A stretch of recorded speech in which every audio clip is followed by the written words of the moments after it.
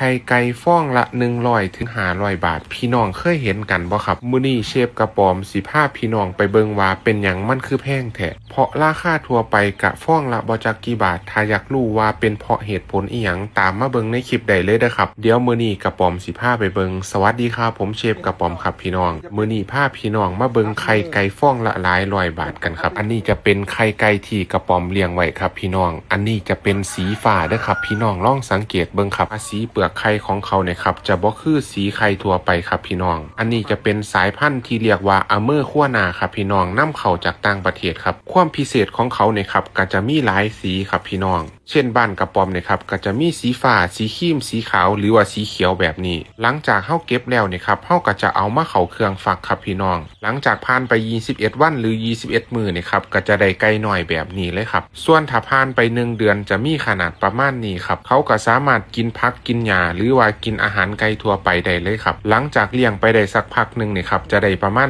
2เดือนประมาณนี้เลยครับส่วนตัวแบบนี้ขาขนๆนี่ครับเขาเรียกว่าสายพันธุ์มาล่านครับจะมีไข่สีน้ำตาลแบบช็อกโกแลตจะเป็นไข่ที่มีรสชาติอร่อยที่สุดในโลกเลยครับพี่น้องจากที่โหวตของทั่วโลกที่เขาโหวตกันส่วนไข่ที่ผสมพันธุ์แล้วเนี่ยครับเฮาก็จะเอามาเข้าเครื่องแบบนี้เลยครับพี่น้องการเข้าเครื่องฟักนี่ครับใช้ระยะเวลา21มื้อก็จะออกมาเป็นตัวน้อยๆครับแต่ถ้าพี่น้องมีไก่บ้านทั่วไปสามารถเอาไข่เชื่อเนี่ยครับไปใส่ไว้ในหั่งไก่ก็ได้เพื่อให้แม่ไก่บ้านหรือว่าแม่ไก่ชนิดอื่นฟักแทนก็ได้เช่นกันครับส่วนแต่ละสีนี่ครับก็จะมีราคาที่บ่เท่ากันครับพี่น้องแต่ส่วนตัวกระป๋อมเนี่ยครับมักที่สุดก็คือสีฟ้าครับสำหรับพี่น้องมักสีอย่างลองคอมเมนต์บอกกระป๋อมนะครับส่วนตัวผมเองเนี่ยครับจะมักเป็นสีฟ้าน้ำทะเลไหมครับมันงามดีและมันสวยน่ารักครับพี่น้องส่วนเราที่เลี้ยงเนี่ยครับก็จะเลี้ยงแบบนี้เลยครับมีทางเดินให้มันแล้วก็มีห้องให้มันอยู่ครับส่วนห้องแบบนี้นี่ครับจะเป็นห้องสำหรับผสมพันธุ์ครับหลังจากนั้นก็จะได้ไข่มาแบบนี้เลยครับพี่น้องเฮาสามารถเฮ็ดเป็นไข่สำหรับกินหรือบริโภคหรือว่าจะเป็นไข่เชื่อสำหรับเพาะพันธุ์ต่อไปก็ได้